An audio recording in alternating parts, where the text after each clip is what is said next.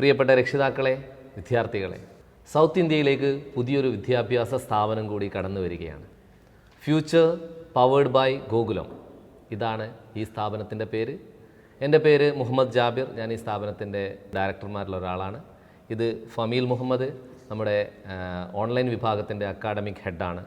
ഈ സ്ഥാപനം പ്രധാനമായും ഫോക്കസ് ചെയ്യുന്നത് നീറ്റ് ജെഇ റിപ്പീറ്റ് ചെയ്യാനും അതോടൊപ്പം തന്നെ എൻട്രൻസ് ഓറിയൻറ്റഡായി താഴ്ന്ന ക്ലാസ് മുതൽ ഫൗണ്ടേഷൻ മുതൽ ഓരോ ക്ലാസ്സുകളും ഏറ്റവും ഗംഭീരമായിട്ട് കൊടുക്കുക എന്നുള്ള ലക്ഷ്യത്തോടു കൂടിയാണ് ഈ സ്ഥാപനം കടന്നു വരുന്നത്. എന്തൊക്കെയാണ് ഫമീൽ സാറേ നിങ്ങൾക്ക് ഇതുമായി ബന്ധപ്പെട്ട് പറയാനുള്ളത്? സാറേ, തീർച്ചയായിട്ടും നമുക്ക് ഒരുപാട് സ്ഥാപനങ്ങൾ ഇന്ന് നമ്മുടെ നാട്ടിലുണ്ട്. അപ്പോൾ നമ്മുടെ ഓഡിയൻസ് എപ്പോഴും ചിന്തിക്കുന്ന ഒരു കാര്യം എന്തായിരിക്കും എന്ന് വെച്ച് കഴിഞ്ഞാൽ, എന്തിനാണ് അപ്പോൾ ഇത്തരം ഒരു പുതിയ സ്ഥാപനത്തിൽ അല്ലെങ്കിൽ ഇത് മറ്റു സ്ഥാപനങ്ങളിൽ നിന്നും എങ്ങനെയാണ് ഇത് വ്യത്യസ്തപ്പെട്ടിരിക്കുന്നത്, ഇതറിയാനായിരിക്കും തീർച്ചയായിട്ടും നമ്മുടെ ഓഡിയൻസിന് ഏറ്റവും കൂടുതൽ താല്പര്യം ഉണ്ടാവുക. കാരണം +2 ഒക്കെ കഴിഞ്ഞൊരു സന്ദർഭത്തിലാണല്ലോ ഇപ്പോൾ ഉള്ളത്.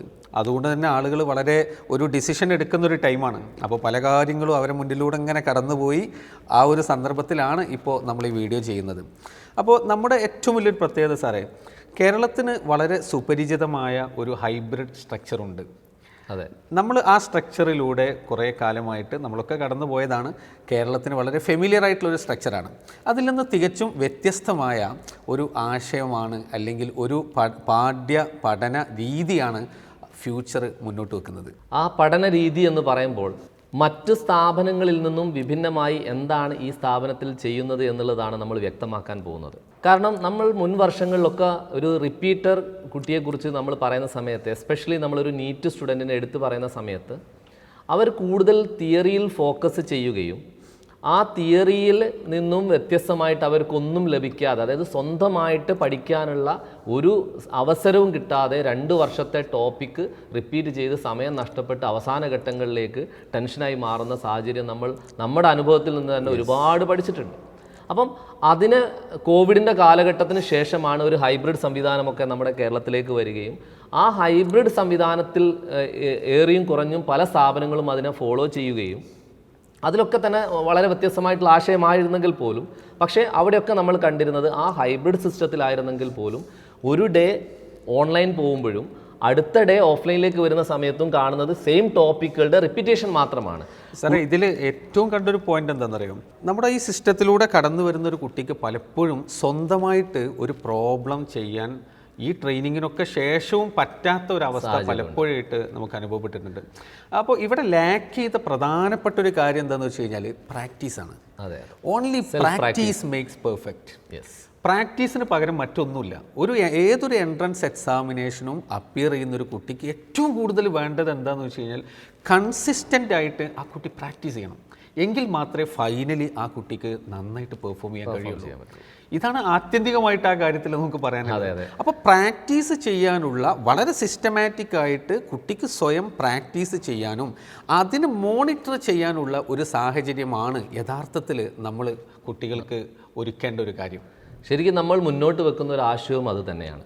ആദ്യത്തെ ഡേ ഒരു തിയറിയിൽ ഫോക്കസ് ചെയ്തുകൊണ്ട് ഏറ്റവും ഗംഭീരമായിട്ട് ക്ലാസ് റൂമിൽ നിന്നുകൊണ്ട് തന്നെ അവരെ തിയറിയെ നമ്മൾ ഗംഭീരമായിട്ട് പഠിപ്പിക്കുകയും അതിനുശേഷം കൺസെപ്ച്വലായിട്ട് ആ കൺസെപ്റ്റ് റിലേറ്റഡ് ആയിട്ടുള്ള ക്വസ്റ്റ്യൻസിനെ ക്ലാസ്സിൽ നിന്ന് വർക്കൗട്ട് ചെയ്യുകയും അതിൻ്റെ തൊട്ടടുത്ത ഡേ ഓൺലൈൻ അവർ ഹോസ്റ്റലിരുന്നോ വീട്ടിലിരുന്നോ അവർക്ക് അതിൻ്റെ തുടർച്ചയായിട്ട് സെൽഫ് പ്രാക്ടീസ്. ആ സെൽഫ് പ്രാക്ടീസ് എന്ന് പറഞ്ഞാൽ അവർ ഏതെങ്കിലും ക്വസ്റ്റ്യൻസ് അവരെടുത്ത് അവരെന്തെങ്കിലുമൊക്കെ പ്രാക്ടീസ് ചെയ്യുന്നതല്ല. അവരെന്ത് പ്രാക്ടീസ് ചെയ്യണം എന്നുള്ളത് അത് വെൽ ഡിഫൈൻഡ് ആണ്. അത് വ്യത്യസ്ത ലെവലുകളിൽ, ആദ്യത്തെ ഒരു ബേസിക് കോൺസെപ്ച്വൽ ലെവൽ, അതിനുശേഷം ഒരു ലെവൽ 2ലേക്ക്, അതിനുശേഷം ഒരു ഹയർ ഓർഡർ ലെവലിലേക്ക് കടക്കുന്ന വിധത്തിൽ 3 സെക്ഷനായിട്ട് അവരെ പ്രാക്ടീസ് ചെയ്യിപ്പിക്കുക. പ്രീവിയസ് ഡേയിലുള്ള തിയറി ക്ലാസ് കൺസെപ്ച്വലായിട്ട് വളരെ ഡീറ്റെയിൽ ആയിട്ട് നമ്മൾ ഫാക്കൽറ്റീസ് ഡിസ്കസ് ചെയ്യും. ആ ഒരു ക്ലാസ്സിന് ശേഷം ലെവൽ 1 ക്വസ്റ്റ്യൻസ് ആണല്ലോ നെക്സ്റ്റ് ഡേ അവർക്ക് പ്രാക്ടീസ് ചെയ്യാനുള്ളത്. ആ level 1 questions without any help നമ്മുടെ കുട്ടികൾക്ക് ഒറ്റയ്ക്ക് ചെയ്യാൻ പറ്റിയിരിക്കണം. അത് പറ്റും തീർച്ചയായിട്ടും. ലെവൽ 2ലേക്കും ലെവൽ 3ലേക്കും കടക്കുന്ന സമയത്താണ് ഇവർക്ക് എന്തെങ്കിലും ഒരു അഡീഷണൽ ഹെൽപ്പ് വേണമെങ്കിൽ അവർക്ക് വേണ്ടി വരിക. അത് നമ്മൾ തീർച്ചയായിട്ടും നമ്മൾ ഓൺലൈനിലൂടെ അവർക്ക് പ്രൊവൈഡ് അതിൽ അഡീഷണൽ ആയിട്ട് നമുക്ക് പറയാനുള്ളത് കുട്ടികൾക്ക് വർക്കൗട്ട് ചെയ്യാനുള്ള വർക്ക് ബുക്ക് നമ്മൾ പ്രൊവൈഡ് ചെയ്യുകയും എക്സാക്ട് ആ വർക്ക് ബുക്കിൽ ഓരോ കുട്ടിയും ഈ ക്വസ്റ്റ്യൻസ് റിലേറ്റഡ് ആയിട്ടുള്ള ഓരോന്നും കൃത്യമായിട്ട് സെൽഫ് പ്രാക്ടീസ് ചെയ്തതിന് ശേഷം ഓൺലൈൻ സപ്പോർട്ടിൻ്റെ സഹായത്തോടു കൂടിയും അതേപോലെ തന്നെ ടീച്ചേഴ്സിൻ്റെ അവൈലബിലിറ്റി അവർക്ക് ഹോസ്റ്റലിലും ക്ലാസ് റൂമിലും അവൈലബിൾ ആക്കും എക്സ്ട്രാ. അതിനുശേഷമാണ് തേർഡ് ഡേയിൽ ആ കുട്ടി വന്ന് ഈ ടോപ്പിക് റിലേറ്റഡ് ആയിട്ടുള്ള എക്സാം എഴുതാൻ പോകും. അപ്പിയർ ചെയ്യേണ്ടത്. അത് മാത്രമല്ല നമ്മുടെ വർക്ക് ബുക്കിന് ചില പ്രത്യേകതകളുണ്ട്. ആ പ്രത്യേകതകളെല്ലാം നമ്മളിപ്പോൾ റിവീൽ ചെയ്യുന്നില്ല. കുറച്ച് കാര്യങ്ങളൊക്കെ സസ്പെൻസ് ആയിട്ട് അവിടെ നിൽക്കട്ടെ നമുക്ക്. അതെ തീർച്ചയായിട്ടും.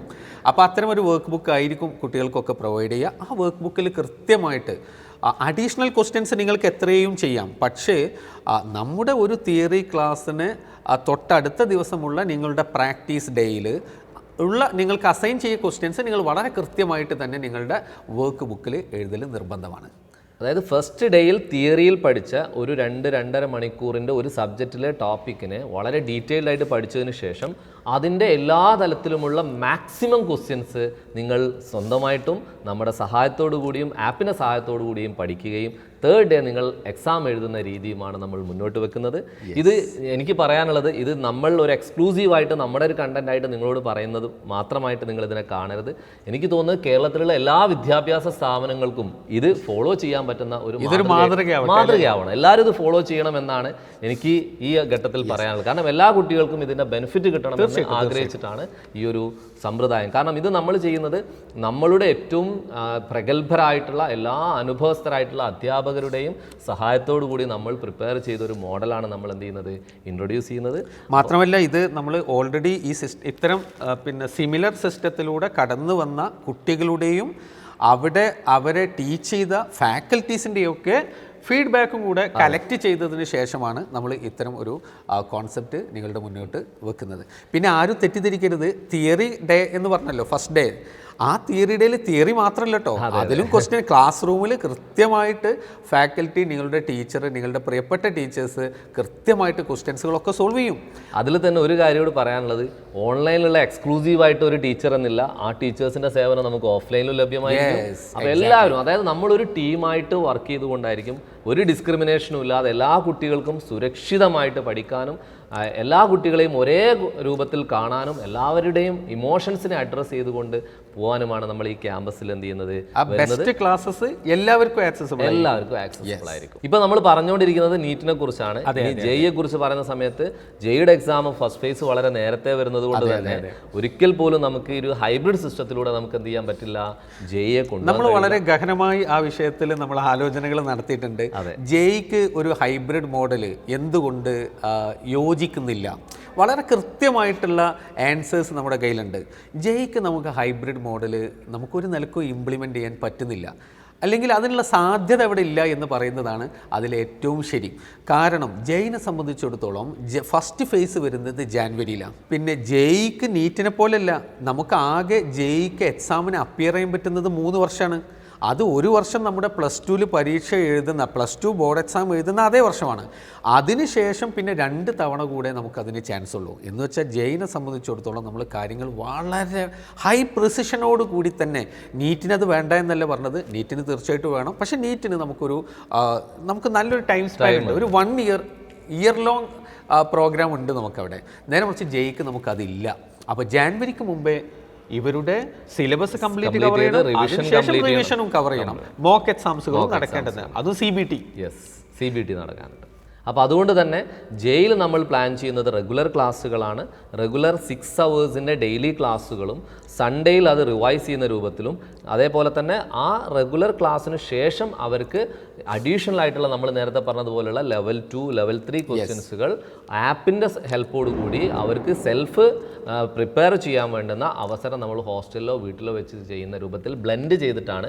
ആക്ച്വലി ഹൈബ്രിഡ് എന്ന് പറയുമ്പോഴും റെഗുലർ ക്ലാസ്സുകളായിട്ട് പക്ഷേ ഓൺലൈന് മെർജ് ചെയ്തുകൊണ്ടാണ് നമ്മൾ എന്ത് ചെയ്യുന്നത്, ജെഇ ക്ലാസ്സുകളെ കൊണ്ടുപോകും. സാർ ഇതിൽ വേറൊരു കാര്യമുണ്ട്, പല കുട്ടികളൊപ്പം ഇങ്ങനെ ചിന്തിക്കും, അപ്പം എനിക്കിപ്പോൾ സുഖമില്ലാതെ ഒരു ക്ലാസ്സൊക്കെ മിസ്സായി പോയി, അപ്പോൾ അത്തരം സന്ദർഭത്തിൽ പിന്നെ എന്താ ചെയ്യുക? എനിക്കത് വളരെ റെലവൻ്റ് ആയിട്ടുള്ള ഒരു ചോദ്യമാണ് സാറ് ചോദിച്ചത്. കാരണം ഈ ഒരു ഘട്ടത്തിൽ നിങ്ങളോട് പറയാനുള്ളത്, നമ്മൾ ഓഫ്ലൈനിൽ എടുക്കുന്ന മുഴുവൻ ക്ലാസ്സുകളുടെയും റെക്കോർഡിങ്സ് നമ്മുടെ ആപ്പിൽ അതാത് ഡേ പ്രകാരം നമ്മുടെ ആപ്പിൽ അവൈലബിൾ ആയിരിക്കും. പക്ഷെ ഒരു കാര്യമുണ്ട്, ആ ക്ലാസ്സുകൾ ഒരിക്കലും നിങ്ങൾ നിർബന്ധപൂർവം കാണേണ്ടതേ ഇല്ല. ഒരിക്കലും നിങ്ങൾ ഞാൻ പറയാ നിങ്ങൾ കാണേണ്ടതില്ല എന്നാണ്. പകരം നിങ്ങൾക്ക് എന്ത് ചെയ്യാം, നിങ്ങളുടെ പ്രാക്ടീസ് ടൈമിൻ്റെ അന്ന് നിങ്ങൾ പ്രാക്ടീസ് ചെയ്യുന്ന സമയത്ത് ഒരു കോൺസെപ്റ്റിലേക്ക് വന്നു. അപ്പോൾ ഒരു പക്ഷേ 6 hours ക്ലാസ് അല്ലേ സാറേ ഇവർ ഓഫ്ലൈൻ ഡേയിൽ ഇരിക്കുന്നത്? 6 hours ഒക്കെ കണ്ടിന്യൂസ് ആയിട്ട് ക്ലാസ് ഇരിക്കുമ്പോൾ ചിലപ്പോൾ ഒരു 5 മിനിറ്റോ 10 മിനിറ്റോ ഒക്കെ മൈൻഡ് ഒന്ന് മിസ്സാവാനൊക്കെ സാധ്യത ഉണ്ട്. പിന്നെ ഏതെങ്കിലും ഒരു കൺസെപ്റ്റിൽ കുറച്ചുകൂടി ഒരു വട്ടം കൂടി ആ കൺസെപ്റ്റ് കേൾക്കണമെന്ന് ചിലപ്പം തോന്നാം. അത്തരം സന്ദർഭത്തിൽ നിങ്ങൾക്ക് ആ വീഡിയോയിലേക്ക് പോകാം. പിന്നെ സുഖമില്ലാതെ സാറ് നേരത്തെ പറഞ്ഞതുപോലെ സുഖമില്ലാത്ത സാഹചര്യത്തിൽ വരാതെ ക്ലാസ് മിസ്സായി കഴിഞ്ഞാൽ അവർക്ക് എന്ത് ചെയ്യാം? അപ്പോൾ നിങ്ങൾ വിചാരിക്കും എന്തുകൊണ്ടാണ് അങ്ങനെ ക്ലാസ് കാണണ്ട എന്നൊക്കെ പറയുന്നത്? സിമ്പിൾ. വീഡിയോ ക്ലാസ്സസ് എന്നും ഒരു ട്രാപ്പാണ്. ഒരു കോമ്പറ്റേറ്റീവ് എക്സാമിന് പ്രിപ്പയർ ചെയ്യുന്ന ഒരു സ്റ്റുഡൻറ്റിനെ സംബന്ധിച്ചിടത്തോളം ഞാൻ നേരത്തെ പറഞ്ഞ കാര്യം ഞാൻ ആവർത്തിക്കുകയാണ്, practice is far more important. അവിടെ നിങ്ങൾ എക്സാമിൻ്റെ തലേ ദിവസവും പലപ്പോഴും കുട്ടികൾ കാണാറുണ്ട് സാറേ, എക്സാമിൻ്റെ ഒരാഴ്ച മുമ്പൊക്കെ വീണ്ടും ഒരു ടോപ്പിക്കിൽ ക്ലാസ് എടുക്കുകയാണെന്നുണ്ടെങ്കിൽ ഇവർക്ക് ഭയങ്കര ആവേശം വീണ്ടും ക്ലാസ് കാണാൻ. നന്നായിട്ട് ആ കാര്യങ്ങൾ ഒന്നുകൂടി മനസ്സിലാവുന്നുണ്ടല്ലോ, അല്ലെങ്കിൽ പഠിച്ച കാര്യങ്ങൾ. പക്ഷേ മക്കൾ മനസ്സിലാക്കേണ്ട കാര്യം എന്താണെന്ന് വെച്ച് കഴിഞ്ഞാൽ, നമുക്ക് ഒരു തിയറി കൃത്യമായിട്ട് ഒരിക്കൽ കിട്ടണം, നിർബന്ധമായിട്ടും അത് കിട്ടിയിരിക്കണം. പിന്നീട് നമുക്ക് വേണ്ടത് പ്രാക്ടീസാണ്. ഒരു ടോപ്പിക്കിൽ നിന്നും എത്രത്തോളം ക്വസ്റ്റ്യൻസ് നമുക്ക് വർക്കൗട്ട് ചെയ്യാൻ പറ്റുന്നു, അത് സെൽഫായിട്ട് നമുക്ക് ചെയ്യാൻ പറ്റുന്നുണ്ടെങ്കിൽ അവിടെയാണ് നമ്മുടെ സക്സസ് കിടക്കുന്നത്. അപ്പോൾ അതുകൊണ്ട് തന്നെ അതിനെ ഫോക്കസ് ചെയ്തുകൊണ്ടാണ് ഫ്യൂച്ചർ മുന്നോട്ട് വരുന്നത്. അപ്പോൾ അതുകൊണ്ട് തന്നെ ഈ ഒരു സിസ്റ്റം നിങ്ങൾ ഓരോരുത്തർക്കും വളരെ ഹെൽപ്ഫുൾ ആയിരിക്കും. അതോടൊപ്പം തന്നെ നമുക്ക് എടുത്തു പറയാവുന്നത്, ഇപ്പം നമുക്ക് കേരളവുമായി ബന്ധപ്പെട്ട് നമ്മൾ പറയുകയാണെങ്കിൽ നമ്മളിപ്പം ഏകദേശം 4 സെൻറ്ററിലാണ് നമ്മൾ എന്ത് ചെയ്യുന്നത്. കേരളത്തിൽ നമ്മൾ ഓഫ്ലൈൻ ക്യാമ്പസുകൾ വരുന്നത് നമ്മുടെ കോഴിക്കോടുണ്ട്, തൃശ്ശൂരുണ്ട്, അതേപോലെ കൊച്ചിയിലുണ്ട്, ട്രിവാൻഡ്രത്തുണ്ട്. ഇങ്ങനെ 4 ഓഫ്ലൈൻ ക്യാമ്പസുകൾ വരുന്നുണ്ട്. കേരളത്തിന്റെ ഏത് ഭാഗത്തു നിന്നുള്ള കുട്ടികൾക്കും ശരിക്കും ഫ്യൂച്ചറിന്റെ സേവനം ലഭ്യമായിരിക്കും. ഓക്കെ, കൂടാതെ തന്നെ ഹോസ്റ്റൽ സൗകര്യങ്ങളൊക്കെ അവൈലബിൾ ആണ്. ഇനി കൂടാതെ നമ്മൾ തമിഴ്നാട്ടിലും ഈ വർഷം ഹോസ്റ്റലിൽ ക്വാളിറ്റി ഫുഡ് പ്രൊവൈഡ് ചെയ്യും. തീർച്ചയായിട്ടും. അതായത് ഞാൻ നേരത്തെ തന്നെ നിങ്ങളെടുത്ത് പറഞ്ഞിട്ടുള്ള ഒരു കാര്യം എന്ന് പറയുന്നത്, ഏറ്റവും ക്വാളിറ്റിയുള്ള വിദ്യാഭ്യാസവും ഏറ്റവും ക്വാളിറ്റിയുള്ള പഠനാന്തരീക്ഷവും ഏറ്റവും ക്വാളിറ്റിയുള്ള ഭക്ഷണവും. സാർ, അപ്പോൾ എനിക്കൊരു സംശയമുണ്ട്, അപ്പോൾ നിങ്ങൾ നല്ല ഹെവി ഫീ വാങ്ങാൻ സാധ്യത ഉണ്ടല്ലോ? ഞാൻ ആ ഫീലേക്ക് തന്നെയാണ് വരുന്നത്. ഓഫ്ലൈനിൽ റിപ്പീറ്റ് ചെയ്യുന്ന ഒരു കുട്ടിക്ക് ഒരു വർഷത്തേക്ക് അവർ പേ ചെയ്യേണ്ട എമൗണ്ട് എന്ന് പറയുന്നത് 69,999 രൂപ പ്ലസ് GST ആണ്. ഓക്കെ, അപ്പം എന്ന് വെച്ചാൽ മറ്റേത് സെന്ററിന്റെ ഫീസ് എടുത്തു കഴിഞ്ഞാലും അതിനെക്കാട്ടിലും എത്രയോ കുറവാണ് നമ്മൾ വാങ്ങുന്ന ഫീസ്. ഇനി ഓൺലൈൻ കോഴ്സാണ് നീറ്റ് JEE ഒരാൾ പ്രിപ്പയർ ചെയ്യുന്നതെങ്കിൽ അവർക്ക് വേണ്ടത് 9,999 രൂപ മാത്രമാണ് ഇതിലേക്ക് വേണ്ടത്. റിപ്പീറ്റ് ചെയ്യുന്ന ഒരു വർഷത്തേക്ക് വേണ്ടുന്ന എൻറ്റയർ ഫീസ് എന്ന് പറയുന്നത്. ഓക്കെ എന്ന് വെച്ചാൽ ഈ ഒരു ഫീസിൽ നമ്മുടെ അതായത് ആഗ്രഹമുള്ള എല്ലാ ആളുകൾക്കും പഠിക്കാനുള്ള അന്തരീക്ഷം ഒരുക്കുക എന്നുള്ളത് തന്നെയാണ് നമ്മുടെ ലക്ഷ്യം. അത് തന്നെയാണ് നമ്മൾ ഒരു മോട്ടോ എന്ന് പറയുന്നത്. ഏറ്റവും ക്വാളിറ്റിയുള്ള അധ്യാപകരുടെ സേവനം ഏറ്റവും അഫോർഡബിൾ ആയിട്ടുള്ള ഫീസിൽ മുഴുവൻ കുട്ടികൾക്കും ലഭ്യമാവുക എന്ന് തന്നെയാണ് നമ്മൾ ആഗ്രഹിക്കുന്നത്. സാർ, നമ്മുടെ സ്റ്റഡി മെറ്റീരിയൽസിനെ പറ്റിയും കുട്ടികൾക്ക് അറിയാൻ നല്ല താല്പര്യം. തീർച്ചയായിട്ടും അത് നമ്മൾ ഏറ്റവും കൂടുതൽ എടുത്തു പറയേണ്ട ഒരു കാര്യം എന്ന് പറയുന്നത്, നമ്മുടെ ക്ലാസ്സും കാര്യങ്ങളും പാറ്റേണൊക്കെ നമ്മൾ പറഞ്ഞു. ഇനി സ്റ്റഡി മെറ്റീരിയൽസിനെ കുറിച്ചാണ് പറയാനുള്ളത്. കാരണം നമ്മുടെ ടീച്ചേഴ്സിൻ്റെ ഒരു പാനൽ നോക്കിയാൽ തന്നെ നിങ്ങൾക്ക് മനസ്സിലാവും, കേരളത്തിലെ ഏറ്റവും പ്രഗത്ഭരായിട്ടുള്ള അധ്യാപകരുടെ ഒരു ഗ്രൂപ്പ് ഓഫ് ടീച്ചേഴ്സാണ് ഇതിൻ്റെ ഭാഗമായി കഴിഞ്ഞിട്ടുള്ളത്. അപ്പോൾ എന്ന് വെച്ചാൽ നമ്മുടെ സ്ഥാപനം ഇപ്പോൾ സ്റ്റാർട്ട് ചെയ്തതാണെങ്കിലും ഇവരെല്ലാവരും ഈ എൻട്രൻസിൻ്റെ മേഖലയിൽ കഴിഞ്ഞ 30-40 വർഷമായിട്ടുള്ള ആളുകളാണ്.